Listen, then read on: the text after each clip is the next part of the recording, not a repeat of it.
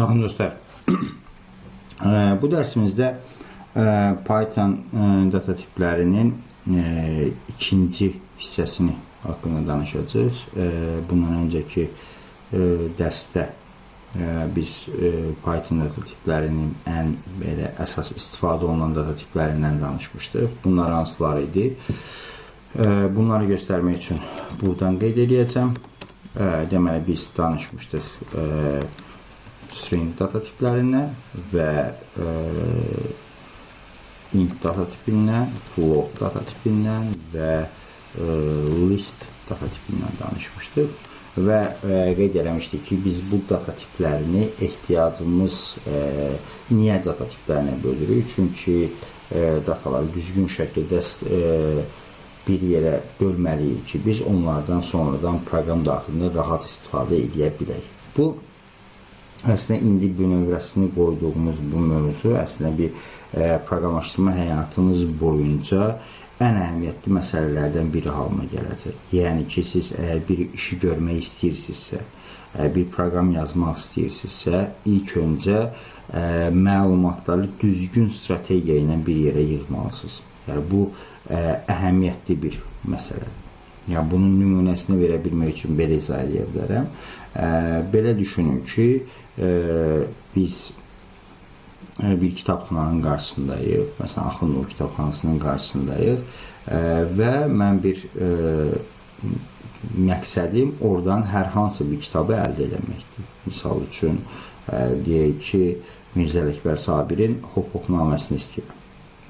Hal-hazır ki, Axundov kitabxanasını düşünsək, orada kitablar necə düzülüb, necə yerləşdirilib, ada görə, ondan sonra kateqoriyaya görə düzülüb, məsələn, deyək ki, xalq ədəbiyyatı, nə bilim, satira və s. və s. deyə düzülüb, nə bilim, xarici ədəbiyyat, yerli ədəbiyyat, ondan sonra tarix, coğrafiya, bu şəkildə hamısı, bütün kitablar düzgün kateqoriyalandırma məntiqi ilə yığılır.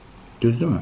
Və buna görə, əgər mən indiki Axundov kitabxanasına getsəm, mənim Mirzə Ələkbər Sabirin Hop-Hopnamə kitabını tapmağım çox asanlıqla baş verəcək. Niyə? Çünki mən orada hansı kateqoriya ilə yığılıb, necə yığıldığını bilirəm və ona görə gedib istədiyim yerdən rahatlıqla gedib o məlumatı əldə edə bilərəm. Amma ikinci bir strategiya fikirləşin ki, məsələn, Axundov kitabxanasında heç bir kateqoriyalandırma yoxdur. Bütün kitablar yığılıb bir yerə, ortalıqdadır və belə olan halda mənim o istədiyim kitabı, yəni proqramlaşdırma mənasında istədiyim məlumatı tapmağımın nə qədər çətin olacağını təsəvvür edin. Yəni, burada bizim artıq ilkin olaraq ağlımıza gələn, yəni ki, düşünməyimiz lazım olan nədir? Deməli ki, əgər mən bir işi görə bilmək istəyirəmsə, baxın, ikisində də bayaq göstərdiyim nümunələrdə, ikisində də hədəfim bir kitabı tapmaq idi, düzdürmü? Və amma kitabların yerləşdirilmə, düzülüş formasına görə bu işi reallaşdırmağımın fərqi, işin görülmə müddəti, görülmə çətinliyi nədən asılı hala gəlmiş olur bir mənada? O, axtardığım məlumatın olduğu məlumat bazasının hansı strukturda olduğu. Dolayısıyla, burada artıq indi bir mövzuya da diqqətinizi çəkim. Baxın, hədəf nədir? Mirzə Ələkbər Sabirin Hop-Hopnaməsini tapmaqdır. Düzdürmü? Və biz, bu nədir? Bu bizim nəyimizdə outputumuzdur. Və mən bu outputa gedə bilmək üçün hansı yolla gedəcəmsə, biz buna alqoritm deyirik, düzdürmü? Və bu alqoritm, yəni o gediş yolu nəyə görə dəyişir? Diqqət edin. Əgər mənim data strukturum, hal-hazır ki, Axundov kitabxanasının kitablarının düzülüş strategiyası ilədirsə, burada gediş yolun fərqli olacaq. Yox, əgər fərqli formatda yığılıbsa məlumatlar, orada gediş yolun fərqli olacaq. Yəni, burada da bizim qarşımıza daha yavaş-yavaş kod yazdıqca ortaya çıxacaq bir problem olacaq ki, deməli ki, mən bir problemi solve eləmək üçün, həll eləmək üçün iki şeyə çox diqqət eləməliyəm. Ki, bunu da təcrübəli proqramçılar hamısı bunu tövsiyə edir ki, əsas iki mövzu üzərində hakimiyyət qurmağımız lazımdır. Bizim data structure mövzusu, hansı ki məlumatlarımı necə store edəcəm, bir yerdə saxlayacam və idarə edəcəm. Bu bir. İkincisi algoritm. Yəni ki, bu data struktur içərisində mənə lazım olan məlumatları tapa bilmək. Bu işin bünövrəsi də buradan başlayır. Yəni variable'lardan başlayır. Yəni variable və xüsusilə Python'da Python'un variable yanaşması digərlərinə görə fərqlidir. Biraz fərqlidir. Məsələn, deyək ki, Python listə və ya tuple, birazdan görəcəyimiz tuple data tip olaraq baxırsa, o biri proqramlaşdırma dilləri onlara data structure olaraq baxır. Yəni ki, o mövzunun içərisində analiz edirlər. Bu indi yanaşma fərqli ola bilər. Yəni ki, amma nəticə etibarilə hər proqramlaşdırma dili bu strategiyalardan istifadə edir. Yəni ki, məlumatların daha effektiv şəkildə bir yerə toplanmasını. İndi biz keçən dərsdə bir problem qoymuşduq qarşımıza ki, bizim işçilərimizin məlumatları var. Ad, soyad, e-mail, maaş məlumatları var və biz onları bu formatda yığmışdıq. Onları bir buradan göz gəzdirək. Bu formatda yığmışdıq. Bu şəkildə bir özümüzə bir məlumatların toplanılması üçün bir strategiya müəyyən eləmişdik ki, adları bir dənə listin içərisinə yığaq, soyadları bir listin içərisinə yığaq, adresləri və maaşları ayrı listlərin içərisinə yığaq. Amma indi burada belə bir şey var ki, məsələ var ki, özümə sual verməliyik ki, mən bu şəkildə yığdığım məlumatlar, görəsən bu tipdə məlumat yığmaq ən optimal variantdırmı? Yəni, bunun ikinci bir variantını biz belə deyə bilərik. Deyə bilərik ki, hər işçinin məlumatlarını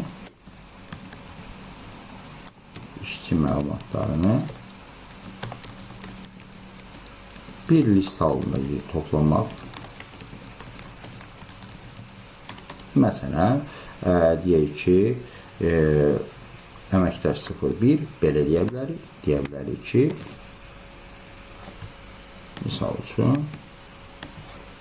deyə bilərik ki, Həsən, ondan sonra İmanov və mail adresini yazdıq, hasan@gmail.com və ondan sonra bir dənə də bunu yazaq. Nə olsun, bunun maaşını bu şəkildə qeyd edirik. Və digərlərini eyni şəkildə bu şəkildə qeyd edə bilərik. Necə? Həsən, deyək ki, Məmməd, mən 2 işçi üçün eləyəcəm vaxtımız getməsin deyə. Həsən Quliyev, Məmməd Quliyev, pardon, Məmməd və burada 100 yox, 1000 yazaq, burada 1000 düzəldək. Və ondan sonra deyək ki, üçüncündə yazaq, Nailə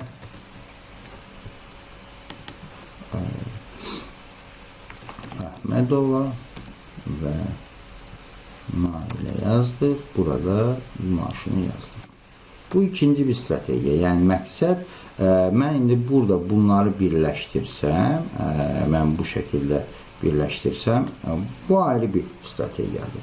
Bu ikinci bir strategiyadır. E2 və E3 deyə əməkdir. Və mən burada əməkdaşlar deyə ayrıca bir list yaradıram və bunun içərisinə baxın, E01-i qoyuram. Bunun daxilinə E01, ondan sonra E02 və E03.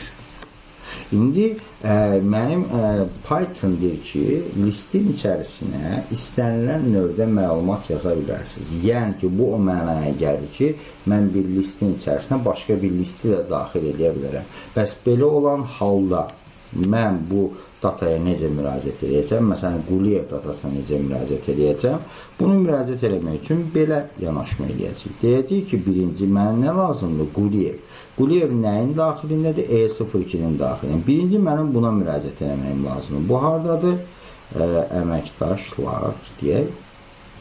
Əməkdaşlar. Bu neçinci elementdir? Birinci elementdir. Və bu birinci elementi mən buradan print eləsəm, ekranda çap eləsəm, baxın, PY eləsəm, mən buradan bunu görə biləcəm. Baxın, bu özü də bir listdir. Yəni, mənim hal-hazırda müraciət elədiyim element özü də bir listdir. Dolayısıyla, mən bu bir list olduğu üçün bunun da içərisində bir elementə müraciət edə bilərəm. Necə? Gələ bilərəm bura. Buna da 1 deyə bilərəm. Yəni, bu şəkildə mən bu istədiyim məlumata əldə edə bilirəm. Yəni, ilk əvvəl məlumatların toplanılmasında önəmli məsələlərdən biri o məlumatın əldə olunması rahat olmalıdır. Yəni ki, ən azından birinci onun yolunu bilməliyəm ki, mən necə müraciət edəcəm ona və ondan sonra bunun maksimum şəkildə optimal ola bilməsi lazımdır, rahat ola bilməsi lazımdır ki, mən ondan istifadə edə bilim.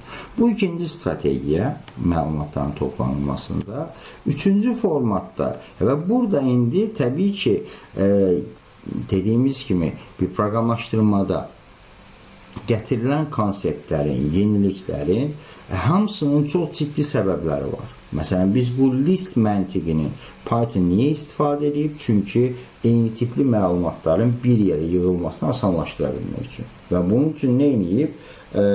Müəyyən indekslənmiş bir list yaradıb, hansı ki, biz onun içərisində yığanı daha rahat şəkildə müraciət edə bilirik məlumatlara. Amma bu bütün hallarda bizim üçün optimaldırmı? Xeyr. Niyə? Məsələn, 9-cu sətrə diqqət edə bilən zəhmət olmasa, 9-cu sətrdə mən nə məlumatları yazmışam? Həsən İmanov, hasan@gmail.com və 700. İndi bu düzdür. Həsən haqqında olan bütün məlumatları bir yerə yığmışam və bilirəm ki, Həsənin bütün məlumatları bunun içərisindədir. Amma burada bir sual meydana çıxır. Mən hardan biləcəm ki, görəsən bu Həsən datası nəyə aiddir və ya İmanov datası nəyə aiddir? Hal-hazırda biz bunu görəndə başa düşə bilirik ki, Həsən addır, İmanov soyaddır, digərlərdir. Biri e-maildir, o birisi də maaşdır. Bunu sadəcə təxmin edirik. Amma deyək ki, Azərbaycan dilini bilməyən biri və ya bu dildən istifadə eləməyən biri və ya istifadə edə bilsə belə. Deyək ki, bu 700, mən məsələn 700 məlumatı daxil eləmişəm. Bunun ayrı ola biləcək, bu maaş da ola bilər sonra da, nə bilim, deyək ki, işlədiyi gün sayı da ola bilər və ya başqa hər hansı bir data ola bilər. Düzdürmü? Amma mən bilməliyəm ki, mən buraya əgər bir məlumat daxil edirəmsə, bu məlumatın nə ilə əlaqədar olduğunu bilməyim mənim əlimə bir güc verir ki, mən o datanın rahatlığına idarə edə bilim. Bu şəkildə. Ona görə proqramlaşdırmada biz listdən danışanda dedik ki, list nədir? Bir qutudur, hansı ki, onun içərisində xırda qutular var və bunlara biz nömrələr vermişik, yəni indekslər vermişik. Məsələn, Həsən datası hardadır? 0-cı indeksdədir. İmanov hardadır? 1-ci indeksdə. Həsən e-mail 2-ci indeksdə, 703-cü indeksdədir. Bu şəkildə indeksləyərək daha rahat əldə edə bilirik. Amma bu bir strategiyadır. İkinci bir strategiya da var ki, hansı ki biz bunu real həyatda da istifadə edirik. Necə?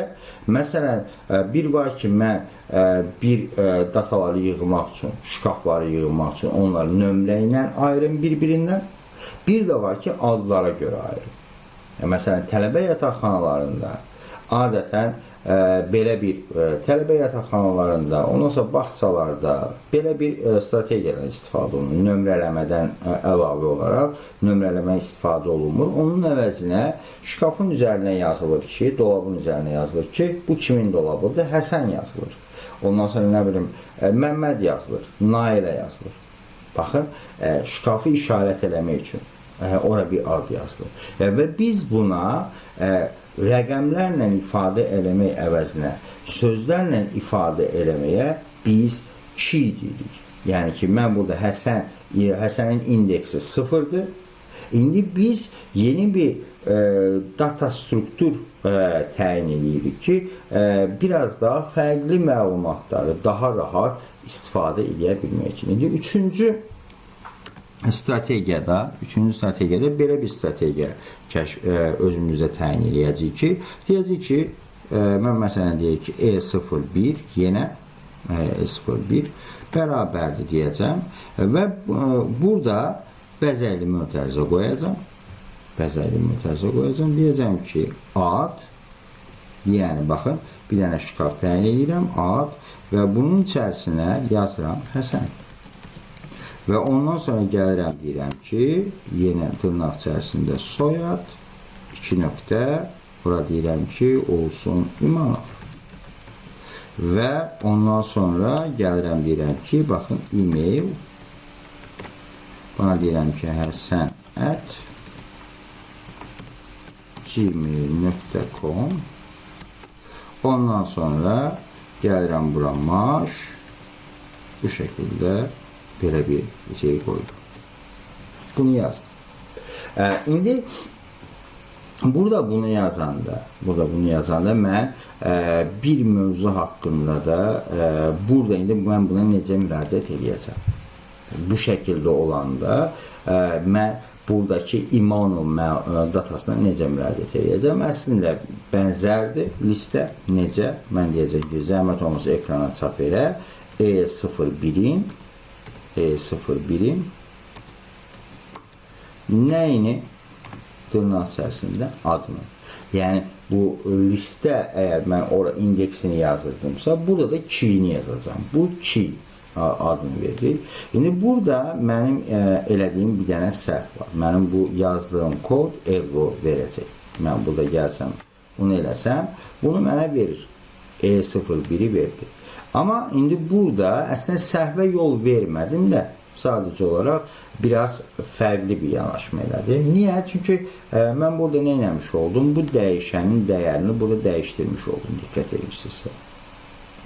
Bunun haqqında da növbəti dərsimizdə danışacaq ki, dəyişənlərlə işləmək üçün biraz daha məlumat tipləri bitirdikdən sonra dəyişənlərlə işləmək üçün biraz daha irəli səviyyə mövzulara girişəcək.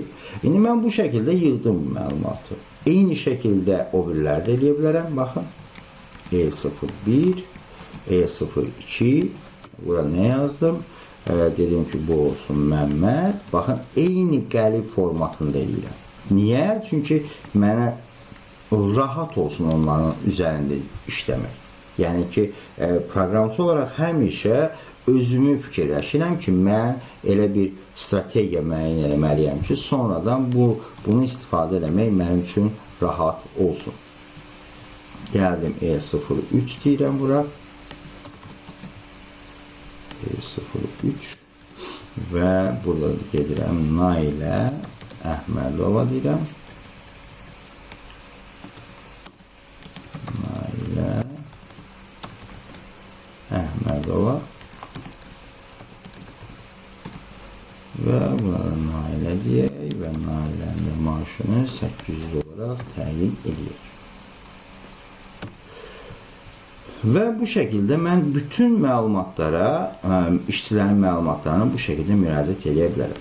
Və mən bunu indi yenə də eyni şəkildə belə yazıram, əməkdaşlar.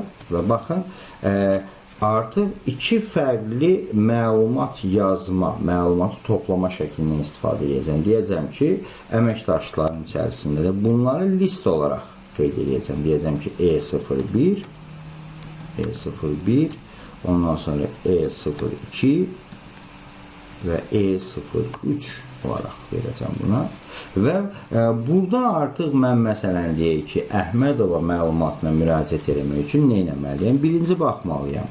Mənim əməkdaşlardan yola çıxaraq əgər bunu görmək istəyirəmsə, birinci baxmalıyam. Əməkdaşlar dediyim variable'un data tipi nədir? Listdir.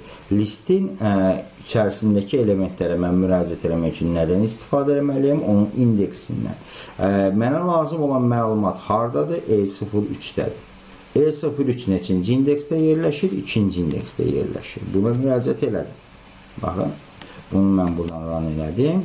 Gördüyünüz kimi bu Nailənin olduğu məlumat qaynağı, indi birazdan adını verəcək onun məlumatını verdi və bunun içərisində artıq mən Əhmədova məlumatına müraciət eləmək üçün nə yazacağım bura? Soyad yazacağım. Və bu artıq mənə nəyi verəcək? Əhmədova. Niyə? Çünki mən niyə ora indeks yazmadım ikinciyə? Çünki oradakı məlumatın növü fərqlidir. Ki biz buna Python'da ikinci bir data tiplərindən bir növ var. Dict növü deyirik. Bu proqramlaşdırmada Python'da bunları dictdir. C#'da deyək ki dictionary'dir. Məsələn, PHP-də associative array-dir. Ondan sonra deyək ki, JavaScript bunu obyekt olaraq qəbul edir, ondan istifadə edir. Adlandırma fərqli ola bilər, amma strategiya eynidir. Yəni ki, məntiq, fəlsəfə eynidir. İndi burada bu tipdə məlumatların yazılmasının ümumi generalda adı ki, index value pair'dir. Yəni, index bunun sırası, onun içərisində value da onun dəyəridir. Index value pair'dir. Amma bu şəkildə yazılma qaydasına isə biz key value deyirik. Yəni, indi növbəti dərslərdə də görəcək ki, key value pair məntiqi ilə işləyən başqa bir məlumat növümüz də var bizim. Yəni ki, strategiyamız var. Ona da hansı ki, biz obyekt deyəcəyik. Obyekt deyəcək, ondan da istifadə edəcəyik. Amma indi görürsünüz ki, artıq biz məlumatları fərqli məntiqlə bir yerə yığa bilirik. Fərqli məntiqlə bir yerə yığa bilirik və bunlardan istifadə edə bilirik. İndi bu bəsit olaraq ilkin bilməyimiz lazım olan, biz birinci biraz overview verəsək, deməli, biz variable'lardan istifadə edə bildik.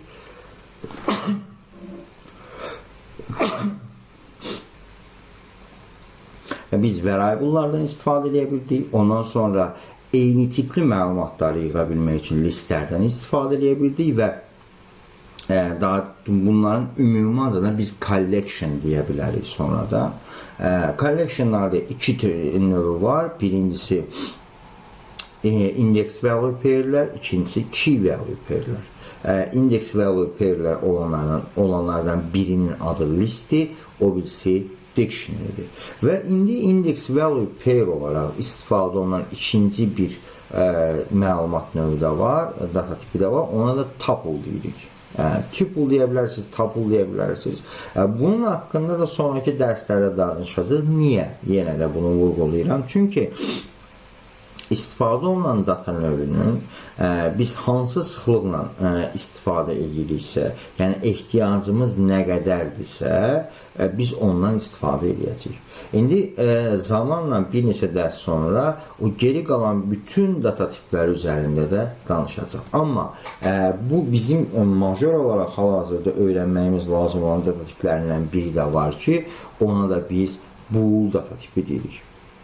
Və biz bir dənə xatırlatma eləməklə məcburiyyətində hissə eləmək özünü, biz məlumatları niyə növlərinə bölüldük? Çünki mən əgər bir proqram yazıramsa, bunu düzgün şəkildə sintaktik olaraq ifadə eləməliyəm ki, yəni ağlıma gələn bütün ideyaları, bütün fikirləri mən sintaktik olaraq ifadə edə bilməliyəm ki, ondan bir proqram ərsəyə gətirə bilim, proqram ortaya qoya bilim. Yəni, dolayısıyla, indi mən məlumatlarımı bu şəkildə yığdım. İndi belə bir şey fərz edin ki, biz proqramlaşdırmada nələrdən istifadə edə bilirik? Bir qərarın düz və ya səhv olması bizim üçün önəmlidir. Yəni ki, mən sabah, əgər məsələn deyək ki, bir proqram yazıram, deyirəm ki, birinci müqayisə elə, məsələn, maaş əgər 900-dən kiçikdirsə, bundan 4% vergi tut, əgər 900 manatdan böyükdürsə, bundan 5% vergi tut. Baxın, burada artıq proqramın müəyyən mərhələsinə gələndə artıq məndə yol ayrıcı yaranır. Nə yaranır? Əgər müəyyən şərtim var, bu müəyyən şərtə əsasən mən ya sağa gedəcəm, ya sola gedəcəm. cırtdan kimi ya işıq görünən tərəfə, ya da it görünən tərəfə gedəcəm. Yəni bunu qərar vermək üçün də mən bunu sintaktik olaraq ifadə eləməliyəm proqram daxilində. Bunun üçün də ifadə eləmək üçün də ayrıca bir məlumat növü təyin olunub. Biz buna da deyirik ki, Boolean data type. Bool data type da deyirlər, Boolean data type da deyə bilərsiniz. Bunun isə bayaqları elə var olma səbəbi nədir? Bir qərarın düz və ya səhv olmasını bildirmək. Bunun üçün də spesifik keywordlər təyin olunub Python'da. Reserve wordlər təyin olunub. Məsələn, mən desəm ki, deyək ki, nə status olsun, deyək ki, work status desəm, adında bir şey təyin eləmək, yəni bir insanın işləyib işləmədiyini, yəni əmək fəaliyyətinin olub olmadığını müəyyən eləmək istəsəm, ya bunu yazanda ya yaza bilərəm ki, dırnaq içərisində yaza bilərəm ki, işləyir və ya işləmir. Working, not working deyə yaza bilərəm. Bu da bir üsuldur, yəni ki, bir insanın işləyib işləmədiyini müəyyən edirəm, amma Python deyir ki, və ya proqramlaşdırma deyir ki, yaxşı olar, mən sənin üçün ayrıca bir data növü təyin edəcəm və 2 dənə ifadə istifadə edəcəksən, false və true. Əslində false və true'nun təyin olunması elə proqramlaşdırmanın bünövrəsindən bəri var. Yəni 1-0, true, false və s. Buna görə də mən burada 2 ifadə yaza bilərəm. Baxın, false və ya true. Bu şəkildə yazılır. Bu spesifik bir addır. Yəni, dediyimiz kimi, biz əgər burada təyin eləyəndə bizim tərcüməçimiz baxır ki, mənim bura yazdığım ifadə, bir təkrar mahiyyətini deyirəm, burada yazdığım work statusda stringdir, normalda sözdür, true da sözdür. Bunu mənim tərcüməçim necə başa düşür? Baxır, work statusa baxır birinci, reserve keywordlərdə varmı bu? Yoxdur. Ondan sonra hər hansı bir Python daxilində öncədən təyin olunmuş bir funksiya adı və s. adıdır mı? Xeyr, o da deyil. Dolayısıyla bunun bir ehtimalı qalır ki, bu dəyişəndir. Bunun work statusu dəyişən olaraq qəbul elədi özündə. Və bərabər işarətindən sağdakına baxdı, true sözünü gördü. Və true sözünü görəndə avtomatik olaraq mənim tərcüməçim başa düşür ki, bu Python'da reserved bir dənə worddur. Yəni ki, hazır açar sözdür. Və biz bu açar sözün də Python üçün xüsusi bir mənası var. Bu nə deməkdir? Xüsusi bir data tip deməkdir. Yəni, mən bura gəlib bunu print type-ını versəm, görə bilsəm, work status desəm, bu mənə nə verəcək? Baxın, bool data tipi deyə bir məlumat növü verəcək.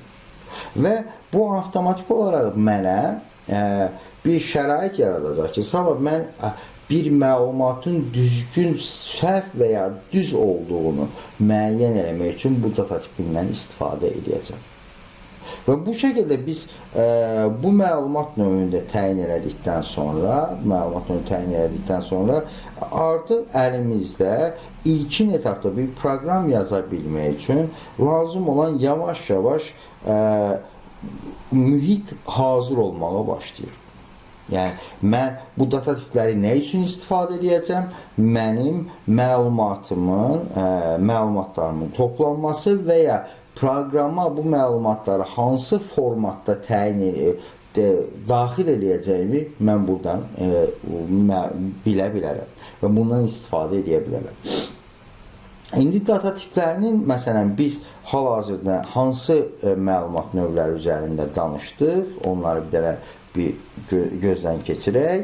Python data types'dan biz əsas nələrə baxdıq? Deməli, string data tiplərinə baxdıq, int'ə baxdıq, float'a baxdıq. Sonra listə baxdıq, tuple yox, range'ə də daha sonra baxacaq və diktə baxdıq və bool'a baxdıq. Bir də son olaraq hal-hazırda bizə lazım olacaq bir məlumat növü var, o da non-type'dir. Non-type dediyimiz məlumat növü əslində heçliyi ifadə edə bilmək üçün istifadə olunan bir ifadədir. Və yadınızdadırsa, biz Python'da hər hansı bir dəyişən təyin edəndə mütləqdir ki, ona müəyyən bir dəyər təyin edək.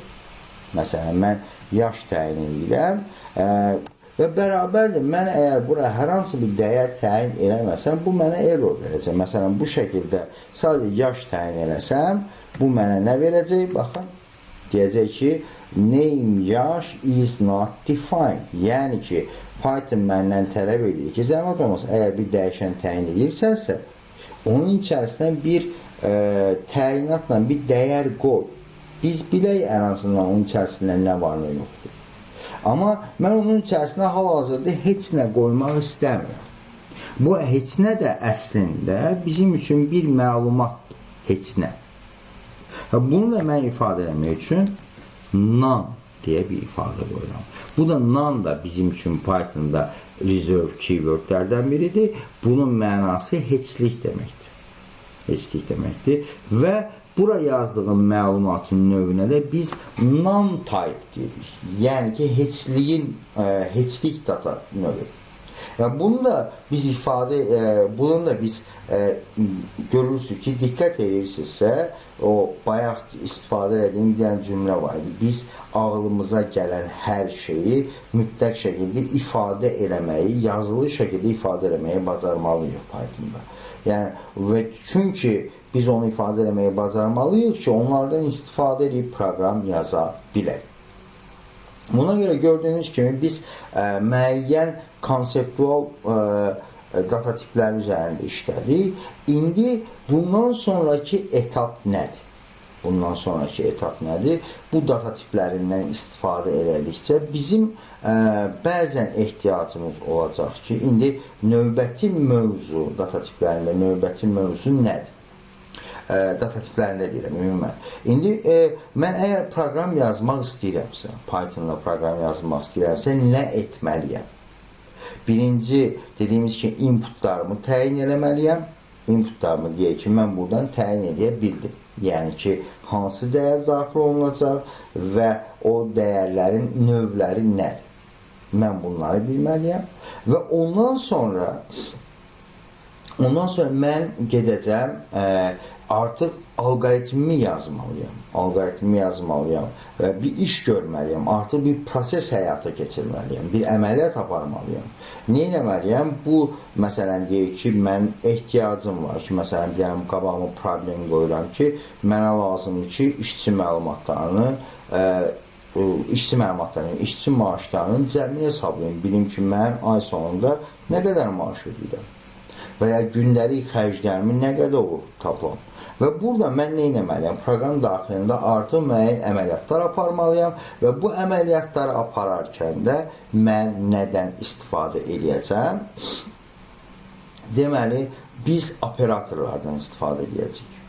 Yəni ki, müəyyən dəyişənlər üzərində əməliyyat aparmaq üçün operatorlardan istifadə edəcəyik və bu operatorlarda öyrənərkən yenə dediyim kimi bizə lazımdır hansı məlumat bilmək ki, bu operatorlar, məsələn, növlərinə baxsaq, riyazi operatorlar var, aritmetik operatorlar var, ondan sonra conditional operatorlar var, logical operatorlar var və s. və s.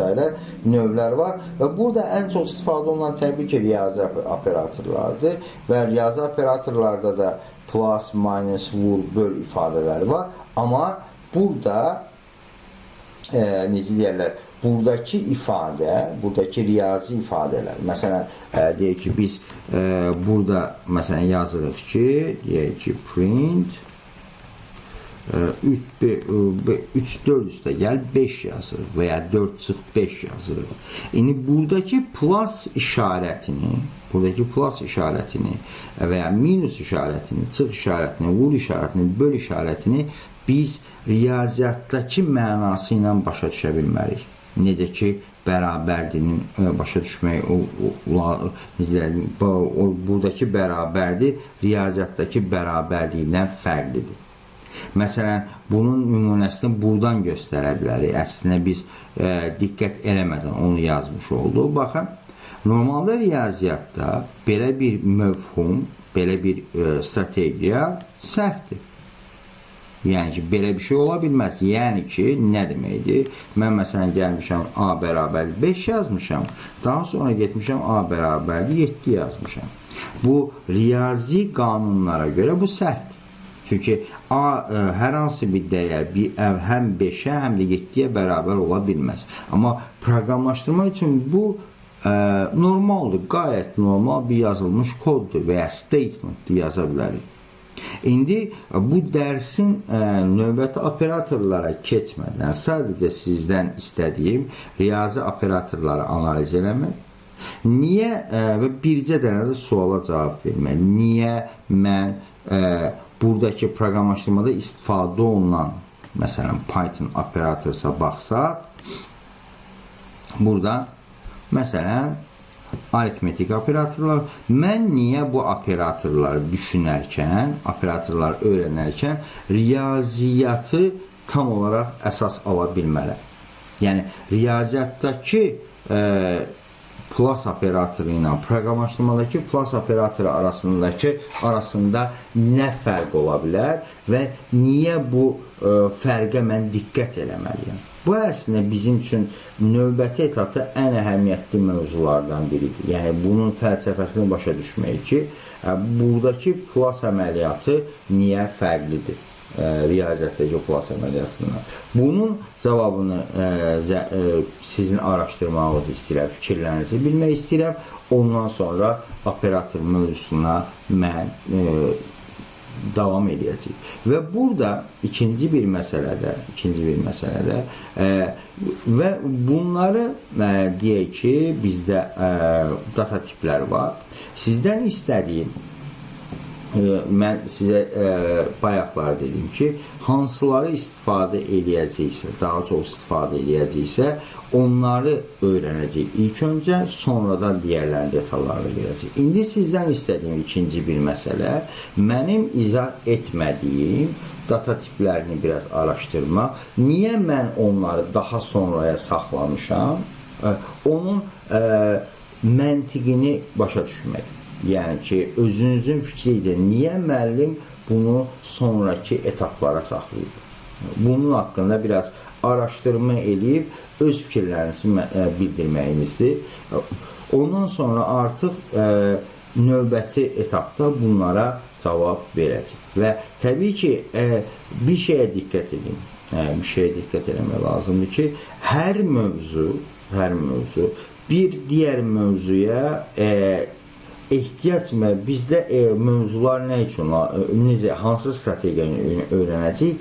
Ehtiyac halında biz növbəti mövzunu öyrənirik.